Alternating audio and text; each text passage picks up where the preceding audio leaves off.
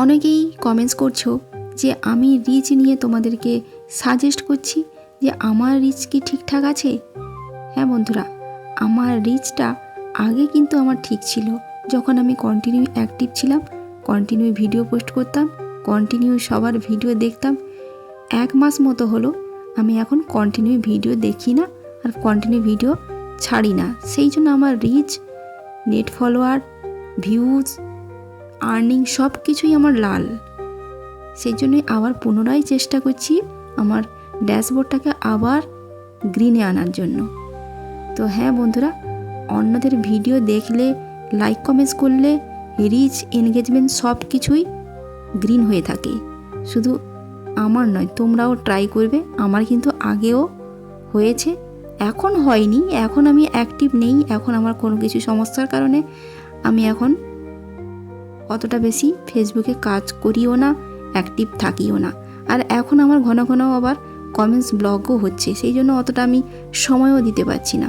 তো সেই কারণেই আমার রিচ কিন্তু সবসময় ডাউন হয়ে যাচ্ছে, কিন্তু পরক্ষণে আমি আবার ঠিক করে নিতে পারবো। আবার অনেকেই বলছো যে আমি যে মিউজিক ব্যবহার করছি আমার কি কপিরাইট আসছে না। না বন্ধুরা, আমার কিন্তু কপিরাইট আসছে না। আমার ব্যাকগ্রাউন্ডে যে সাউন্ডটা শুনতে পাচ্ছ ওটা কিন্তু কপিরাইট ফ্রি সং।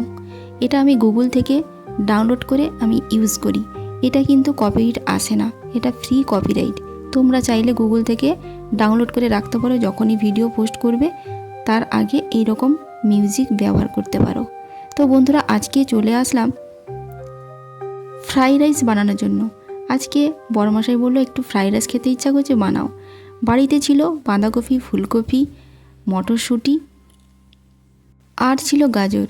এগুলো আমি সব কিছু কেটে নিয়েছি, কেটে আমি ভাজা করে নিয়েছি, ভেজে রেখে দিয়েছি। বাড়িতেই ছিল জিরা রাইস, ওই জিরা রাইসটাকে ধুয়ে পরিষ্কার করে আধ ঘন্টা মতো আমি ভিজিয়ে রেখেছিলাম। তারপরে গরম জলে চালটাকে দিয়ে 90% সেদ্ধ করে আমি জলটা ঝাড়িয়ে নিয়েছি।